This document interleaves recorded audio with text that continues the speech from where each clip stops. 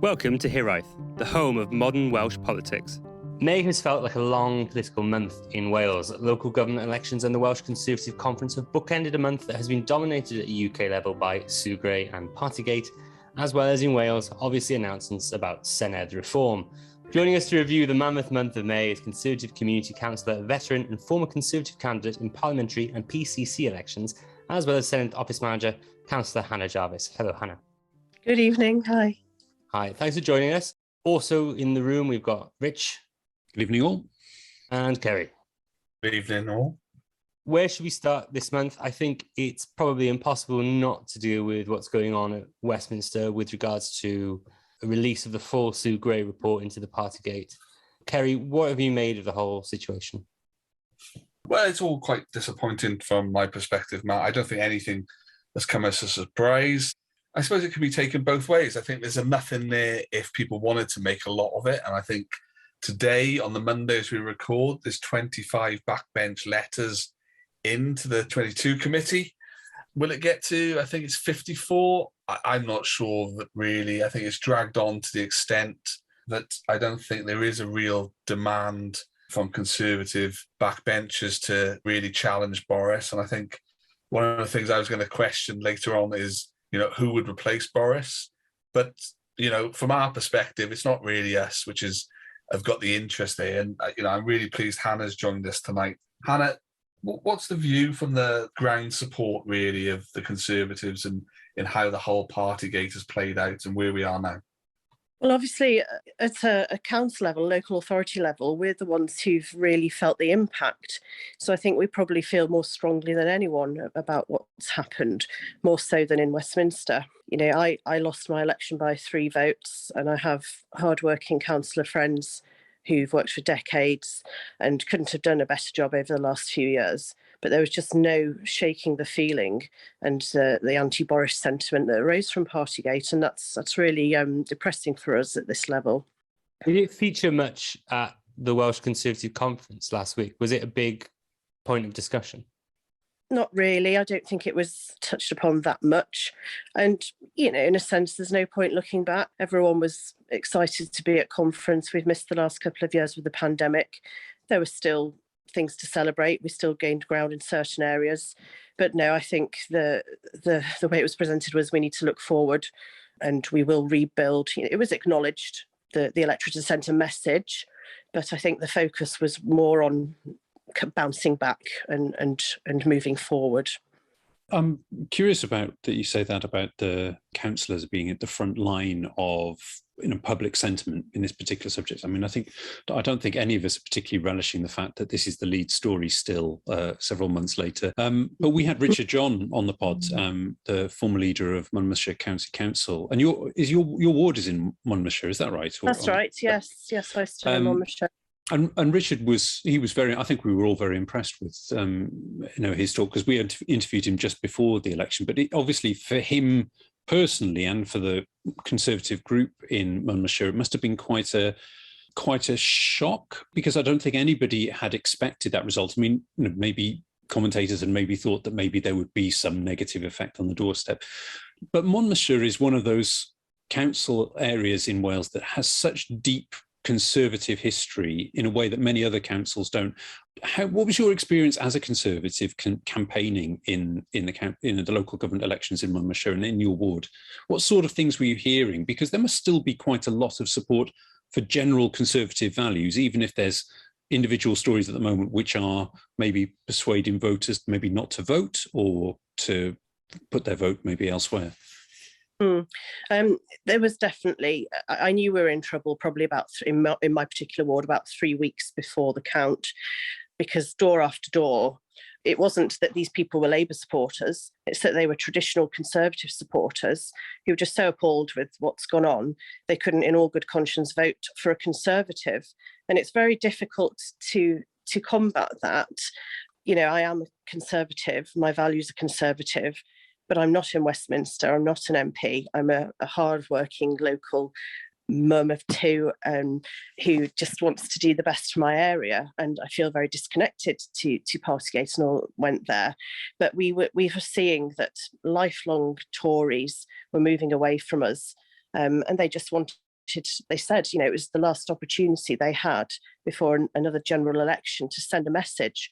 And I had people apologising, saying it's not personal, but we can't vote Conservative while Boris is at the top. Richard came in for quite a lot of criticism after that election, because it was kind of like a symbolic event in Wales, the only Conservative-led council to lose its control over the authority. Do you think there's anything that he could have done or the leadership group could have done? Or is it just that the environmental conditions for the party were just too strong and there's literally nothing he could have done? No, the latter, absolutely. Richard couldn't have worked any harder. We had a fantastic manifesto, a fantastic team of candidates, the first to be 50-50 gender balanced.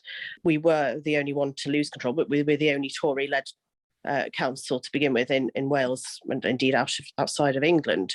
He was in a difficult position, as a senior Conservative figure, but he came out and he did what he needed to do and spoke out against Boris, because he has to think of Monmouthshire and his councillors here, and his job was to try and retain control of the council and get as many councillors in. So he said how he felt, and he came in for some stick for that, for people loyal to Boris, but he did the right thing. And I think if he hadn't done that, we would have had a far worse result in Monmouthshire.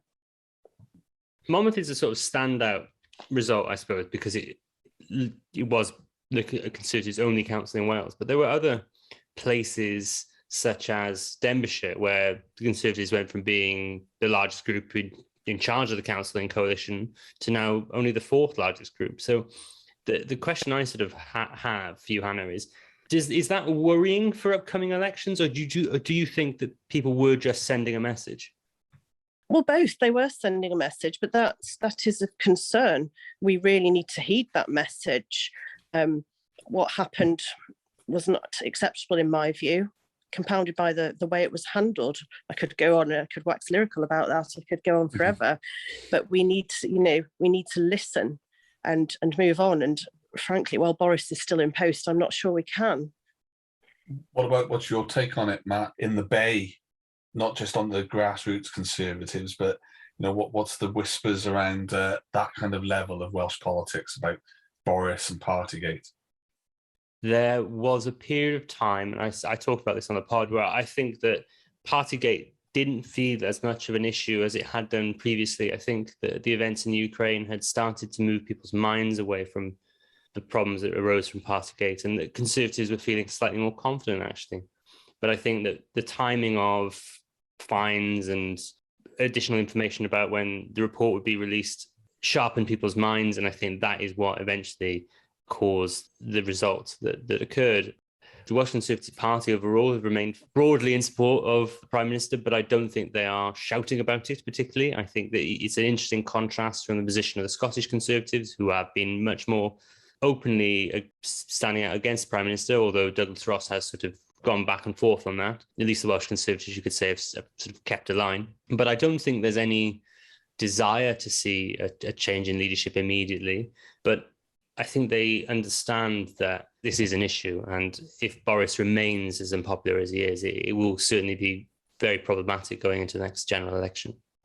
It's a little bit ahead of where I was planning on the script, but we focused on Boris really quite quickly. And you just mentioned leadership, Matt. Hannah, you've been quite frank, which we welcome, so appreciate that.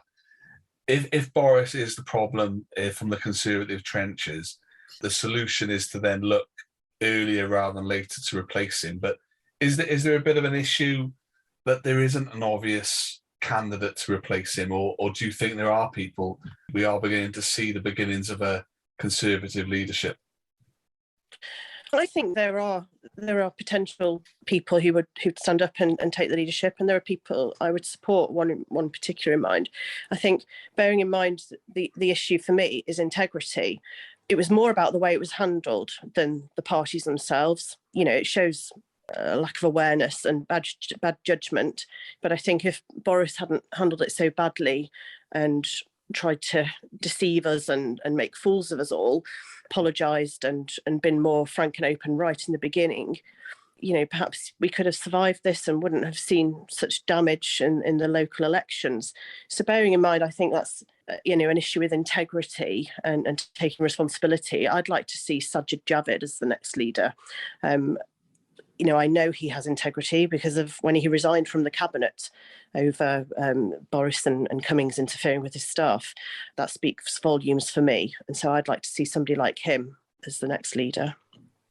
I think from a Labour perspective, I suppose the real question you've got to ask is who would Labour not want to fight a general election against? And I think Sajid Javid is possibly up there as someone you wouldn't want to fight an election against. I think for me, the person I am always slightly concerned about if I were a Labour Party going into a general election against would be Tom Tugendhat. Although Tom Tugendhat has not held cabinet office before, he is incredibly well respected across the parties in Westminster, a veteran, the chair of the Foreign Affairs Select Committee, a proper intellect who is very good in his feet. I think that if I were Keir Starmer, I really, really wouldn't want to take on Tom Tugendhat. Although I think that the one thing that goes against him is that people don't really know who he is outside of the political bubble. So Sajid would be an interesting opponent for Keir Starmer, I think, definitely. I think that Labour are well prepped to take on someone like Rishi Sunak. I think they're well prepped to take on someone like Liz Truss. But it's an interesting question. I think that's something that should boil into the way that political parties think about their leadership. But as you can see from parties picking candidates like Jeremy Corbyn, that's not always the case. They sometimes lurch back to where they want to be rather than where they should be. Do you think that's a danger, Hannah, of the Conservatives picking a very traditionally conservative candidate rather than maybe trying to win back the centre ground? Yeah, I would like to see someone a bit more moderate. I do agree Tom Tugendhat would be a really good choice.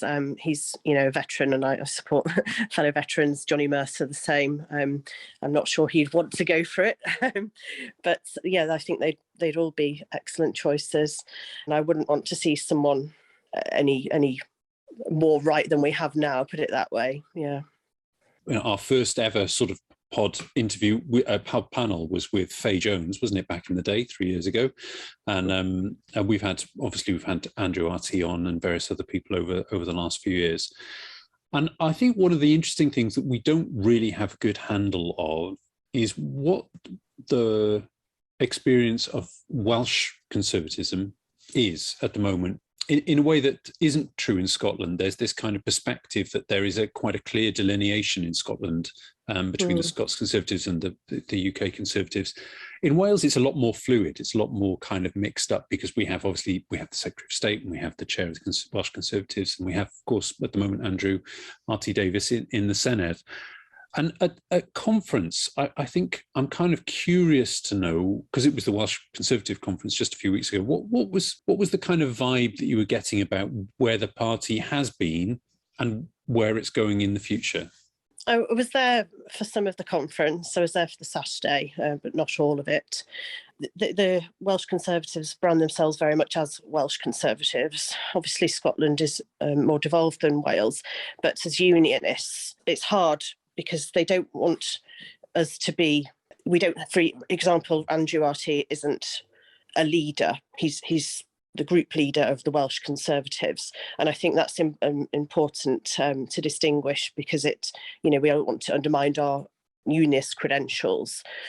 But yeah, it's difficult to identify, I think, and specify what a Welsh Conservative is because historically we've not done that well in Wales. So where do you pitch yourself? And I think that's a problem and something, we've just mentioned. I think we need to be moving to be a more compassionate party. We've seen how people have responded to Ukraine and before that Afghanistan.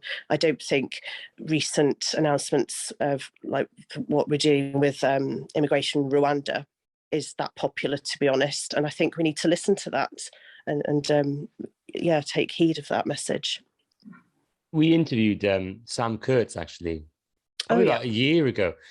A lot of that interview focused on what is Welsh conservatism, what does it mean to be a Welsh Conservative? And I think, actually, you saw a couple of very interesting announcements at the Conservative Party conference where Andrew RT Davis was actually going against UK Conservative Party policy, things like asking for the Barnett consequentials of HS2, campaigning on what is, to be fair, a very long-held Welsh Conservative manifesto pledge to have a bank holiday for St David's Day. It's a very interesting question of whether you can have parties that go against each other at a Wales or a UK level and disagree with each other, and whether that is just devolution in action or whether that is a broader symptom or a broader sign of fracture within parties. And to be fair to the Welsh Conservatives, I don't think that's the case in this instance. I think that it is just Andrew Arty trying to forge a more Welsh path for the Welsh Conservatives. And I'll open this up to everyone. Do you think that that's enough? Do you think fighting for things like Barnett consequentials and a bank holiday for St David's Day is enough? Or do you think that you would need to see the Welsh Conservatives take more of a distinct line on other policy areas in order to portray themselves truly as Welsh Conservatives? It's not enough, I don't think. You know, I understand what Arty is doing, and we're trying to appeal to those who have a really strong Welsh identity, which is quite right. But it's the big things like the M4 relief road, that when I've knocked on doors in the general election, that people are really interested. They don't really, all right, they might, appreciate a bank holiday for St David's Day, but let's be fair, it doesn't make a difference to their everyday life. The concerns over further devolved tax powers and, how they get to work every day and not being stuck on the M4 for 90 minutes is what really matters to people. And that's what I think we need to be focusing our attention on. Rich, did you have any thoughts about how the Conservatives stake themselves out to be more Welsh Conservatives? Air quotes are a terrible medium for a podcast, I've just realised. Yeah, air quotes pretty much covered the whole of that last question. As with voters across Wales, I think it's very difficult to kind of characterise what a Welsh Conservative is, because the kind of person that would vote Conservative perhaps in Monmouth or down in Pembrokeshire is perhaps different to where I live, which is in Rhondda on Taf. I know the type of person that might vote Conservative would have a slightly different viewpoint on what conservatism. So I'm not sure what that spectrum of kind of quite harder rights conservatism is, or kind of economic conservatism versus the kind of more centrist kind of compassionate conservatism, as espoused by Richard and colleagues in Monmouth. But there's a sort of strategic problem with the kind of multiple directions of the leaderships in different parliaments that Labour seems to handle very, very well. And because the Conservative group has handled it significantly less well, whether or not there is significant policy divergence there or not, at the end of the day, just being nimble enough, and in terms of communicating that and kind of presenting what the Senedd group is and does, I think really hampers them when standing against Labour, because, fairly unambiguously, in a situation where it's safe, like Ynys Môn is a Plaid Labour Conservative three-way competition, it's quite easy to characterise what the Plaid Cymru angle is going to be on that. But where you have the Welsh Labour Party, which is part of a larger unionist Labour Party, and the Welsh Conservative Party as part of a larger unionist Conservative Party, you can see how to manage that devolution element in the Labour Party, and maybe how not to have managed it quite so successfully in the Conservative group. And I just think that until the leadership finds some new way to do that in Wales and is given the space to do that by the central party, I just think that they're always going to be at a disadvantage. Unless you can use the system to your advantage in the same way that Labour have done so, then you're always going to be playing catch-up electorally. And obviously local issues elsewhere and policy difference perhaps across constituencies in Wales. But I think that just at that Senedd level, it's very difficult to argue that the Welsh Conservatives have nailed what a Welsh Conservative Senedd group should be doing and aiming for. And we've talked about, and we've spoken with David Melding, and hopefully we'll speak to Nick Bourne at some point in the not too distant future as well, just about that time when in the early years of the Senedd, they spent a lot of time trying to rethink what conservatism would be and should look like in modern Wales. And it feels like the answer for that never came. That sentence was never finished, and until that's kind of done, they don't really have anything solid to stand on. There are no foundations from which you can build. I don't think it really matters. I think the Welsh Conservatives historically, if you look back, they've always been a significant part of Welsh political life, as much as we might not like to present it, but they've always been around that 20 to 30 plus mark in elections. And I think they'll stay that, whether they're badged as a Welsh party or whether they're badged as, what they are, which is Conservative and Unionist Party. The issue, I think Hannah made it quite clear, is that the issue they've got is that if they're associated with a negative and poor performing UK leadership, it hits the Welsh party. But, I think Hannah's a perfect example of the Conservatives in Wales, people who want to make a difference in their community, and Wales has got that across the country. On the labouring point, I just wanted to talk about the fact that it's going to always be difficult for the Conservatives whilst they're in government in the UK level. If you have a Labour government in Westminster, when they start doing unpopular things, it will start impacting on the Welsh Labour Party, no matter how right or wrong that is. So it's always going to be difficult when you empower at Westminster level, where all the media attention is focused. So actually, weirdly, not that I'm sure Hannah will be rushing for this to occur, but I think that if you had a Labour government in Westminster, it might actually be easier for a Conservative party in Wales to craft their own Welsh identity. We're labouring the Conservative aspect of the month of May. There's been a lot which has gone on, and I think we all want to pick some points from May which have intrigued us. I think the standout one has to be Senedd reform, and I know you, Rich and Matt, have got very different opinions, shall we say, on that, but I'd like to give our guest the first crack on the Senedd reform. Hannah, I'm sure it was mentioned at Conservative conference last week. Have you got any thoughts on that? Well, on that, I am aligned with the Welsh Conservatives. I don't think it's a good idea. I accept devolution because I believe in democracy. It was a slimmer margin than the Brexit vote 20 years ago now. But that it's here to stay. But I don't think we need any more politicians in the Senedd. And at this time, with everything, the economic challenges we've faced coming out of a pandemic, we can ill afford it. And the money should be going elsewhere. It's much, it's needed much more in other places, health and education. So no, I'm really against the plans.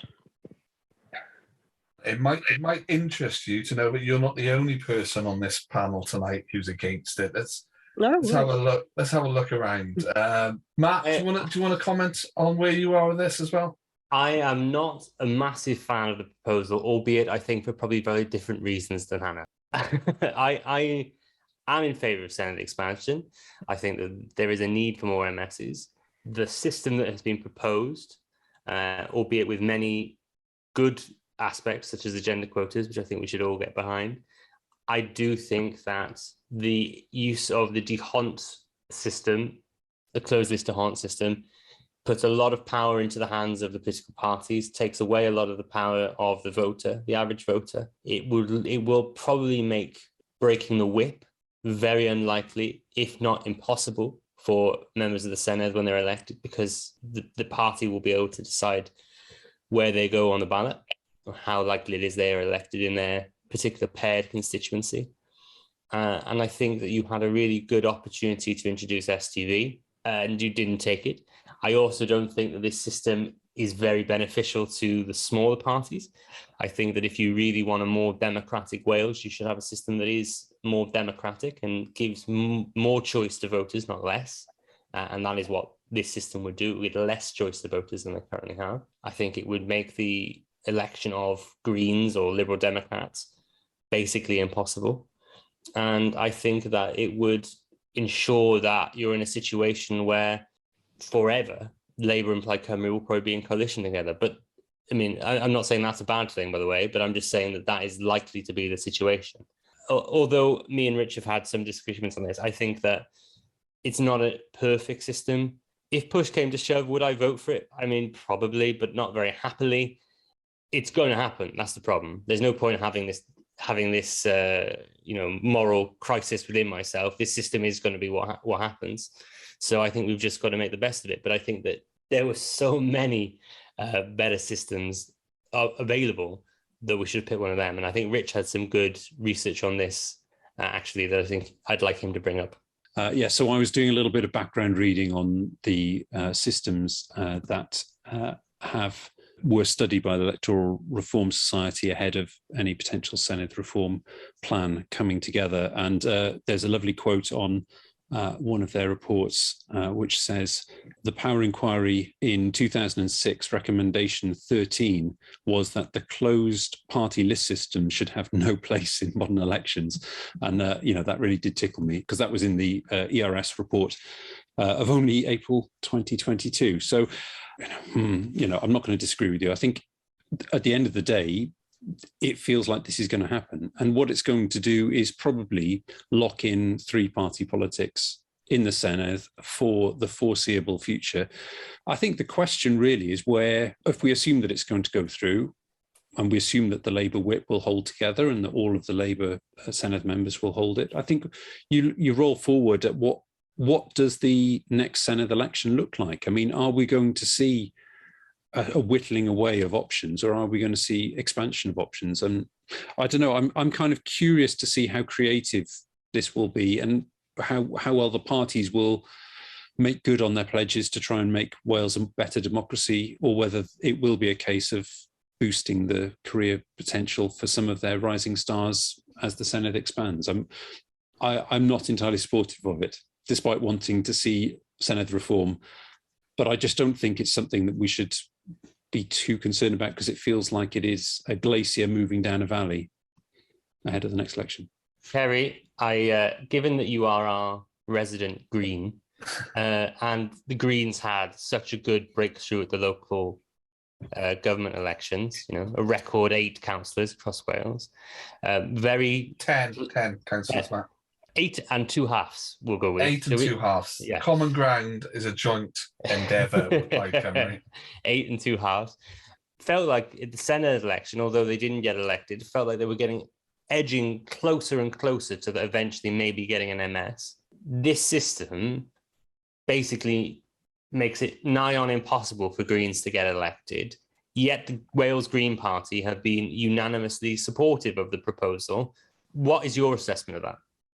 Your word unanimously is a little misleading, because I'm not, and that's quite important. No, I think they welcome it, as Rich said, but it's progress. And do you stop that progress simply because you don't like what's being presented, or do you work with it and try and continue to change going forward? I think that's the Green Party position. I can't confirm or deny whether we've put something officially out. I haven't seen that, but on a personal basis, I'm not impressed, I don't think, without STV. And there's an awful lot.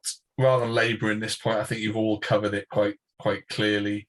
I think there's an option to be a little bit more radical in other ways. I think you both know I like to separate out the executive from the legislative. And I think we're going to lose 20 members under this new proposal for a new cabinet and speakers. So, we're giving with one hand and taking away with another.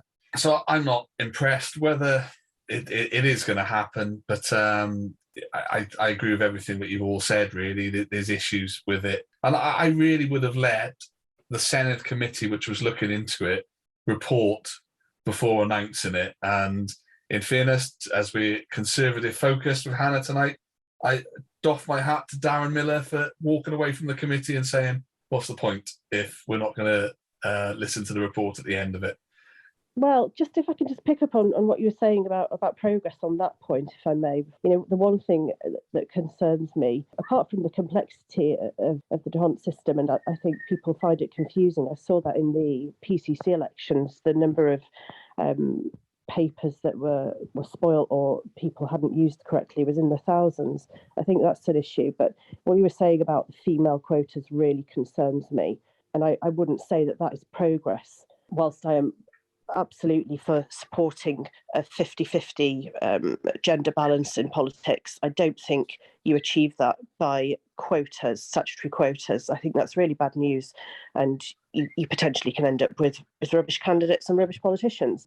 And in Monmouthshire, we've been living proof that that's not necessary. You can achieve 50-50 by headhunting and supporting, and we did it, and we had some great female candidates. And these mandatory quotas, I just think are not necessary and are a step backwards. I don't think it's progress at all. On that point, Hannah, if you don't mind, I just want to talk to you a bit more about that. How do you think that could be done at a more national level? Because I think, although I am in favour of things like all women shortlists, etc., I do agree with you that I think that there is a lot more that could be done by the parties to ensure that they're looking for the right candidates rather than just relying on things like all women shortlists as a backup plan for their own inability to deal with structural problems about picking candidates. So do you think the Monmouth model is something that would work across Wales and that parties should do more work at just headhunting the right candidates? Yeah, absolutely. More networking, more mentoring, more headhunting in all walks of life. I'm a single mum. I'm not your traditional Tory candidate, probably in some respects, probably I'm in others. But I've had phenomenal support in Monmouthshire from female councillors. And yes, I think that can be replicated without the statutory quotas.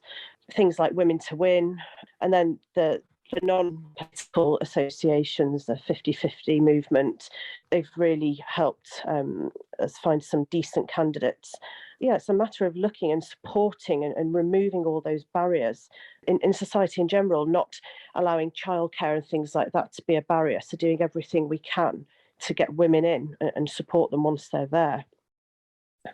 One thing I do quite like in the proposals, Hannah, and I'm wondering if I could get your thoughts on this, is, we've had Bethan Syed on the pod a couple of times, and she's talked about how being a mum and a politician was a very hard thing to balance. And one of the proposals that's come through in this report is that they will investigate how maybe job sharing of elected representatives could work. Would you be supportive of that? And do you think that the parties across the board should be supportive of that move?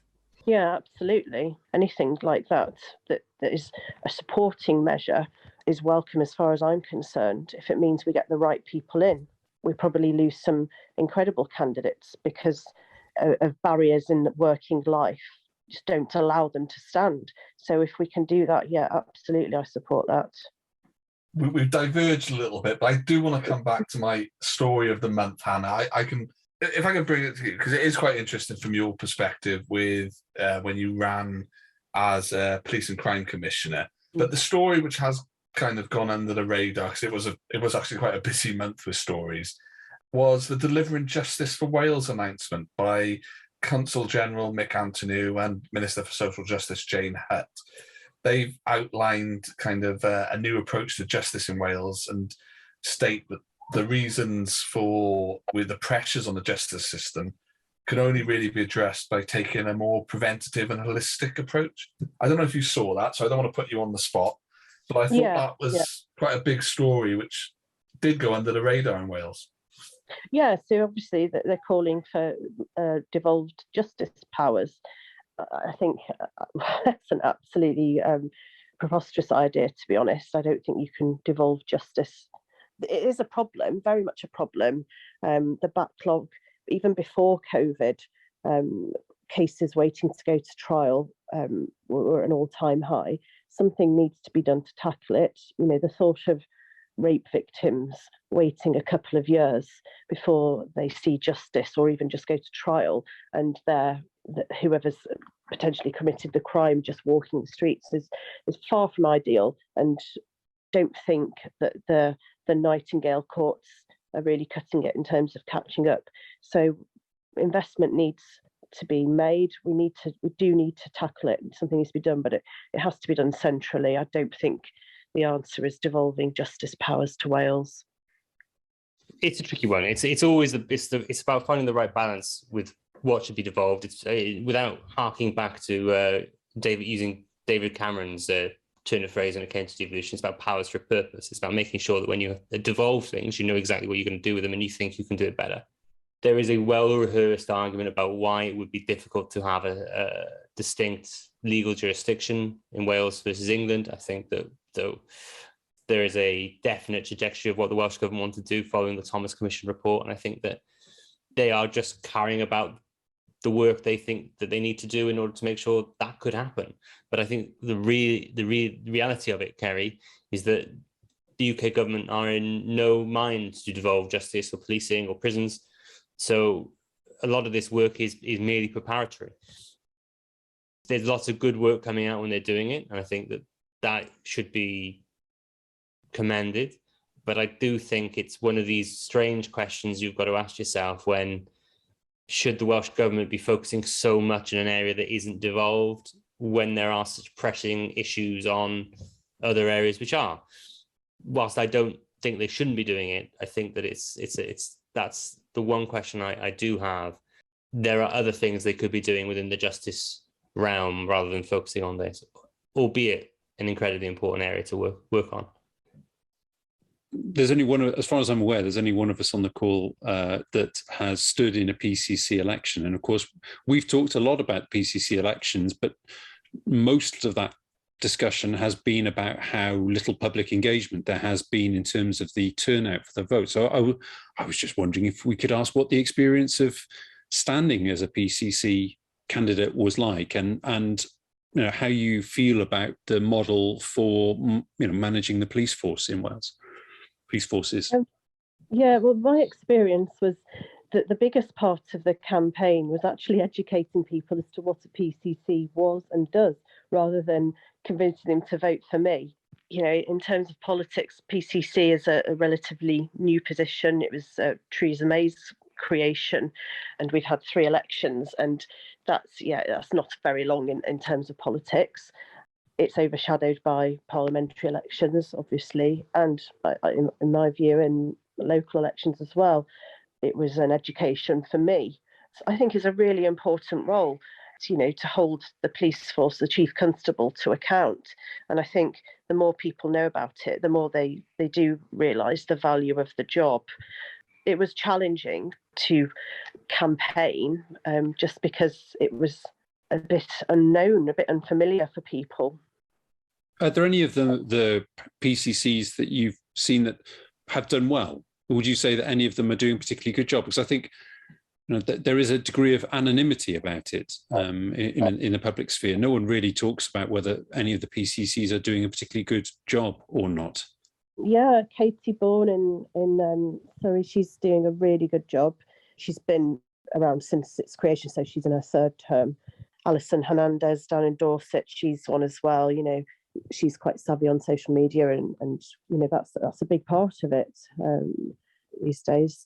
And they're 2 really, I look up to them as really strong female Conservative politicians. So yes, and they helped me. They coached me and gave me support throughout the campaign, and they were sort of who I looked up to. They're doing a great job. Jumping, just one last question from me. We haven't done much about the nature of the military in Wales or veterans in Wales. And just as a veteran yourself, I just wondered if you could talk a little bit about what that experience is like in Wales, if you have any kind of networks or anything that you've been involved with. What should we be thinking about the challenges facing current serving and ex-members of the armed forces in Wales? Those of us that have served in war stand us in good stead for politics, really. We know the value of hard work. We're generally pretty honest and frank. You can see that we've already talked about a couple of veterans, Johnny Mercer, Tom Tugendhat. But on the other side, Dan Jarvis, I think he's fantastic. Veterans are generally no nonsense and say what they think and do what they say. I'm trying to encourage veteran friends of mine to stand. I joke about us going to war, but it is completely alien to most of them. When you're in the forces, you move around a lot. You don't follow politics because you're out of the country half the time and you're moving from house to house. But veterans have a lot to offer, and I'm part of networks who offer me support, and in turn I offer other veterans support. And in the same way I'd like to see more women in politics, I'd like to see more veterans in politics. It's not related to a veteran, but I'm sure I read somewhere that you're also working to support things that are going on in Ukraine at the moment. Oh, yeah. I've made 3 trips out, twice to Poland and once to Ukraine. So I've been working with a charity called Bridge to Unity, who was set up by an RAF veteran friend of mine. And we've been fundraising. We've had a vehicle donated to us, and we've been making trips out there, taking medical aid. That's what we focused on, medical aid rather than clothes or food or anything. And with the knowledge we built up on the first 2 trips and the contacts we made, about 2 weeks ago, we actually went into Ukraine. We went over the border and were able to help and take medical aid directly to where it was needed. But that's, again, veterans have got a bit of get up and go. And if we see a problem, we generally tackle it head on and just do it and get on with it. And, I think that's a really good quality to have in politics. I just want to say thank you so much for talking to us this evening. If people want to hear more from you, where can they go to Twitter to find you? I'm on Twitter, Hannah HJ Jarvis. So yes, I'm on there, and Facebook. Great, thank you very much. Rich, where can people find you? As always, at Mimosa Cymru. Kerry, have you changed your Twitter handle back to the good one yet? I am back at Kerry the Viking, and I just want to throw one more point in to listeners that the one thing which, again, mainstream British media, I don't think we're picking up hugely, is that Northern Ireland had an election at the start of the month, and they're still without an executive because I think they failed again today to elect a speaker. So we've got one administration in the UK which is still, I think it's run by its civil service and from Westminster at the moment, isn't it? Yep. Ruining my outro. Thanks, Kerry. And you can find me at Hexter101. And if you've enjoyed what you've heard this evening, please don't forget to find Hiraeth on Twitter and Facebook at HiraethPod, or go to our website, www.walespolitics.com. Thank you for listening to Hiraeth. If you like what you heard, please don't forget to subscribe, rate and review.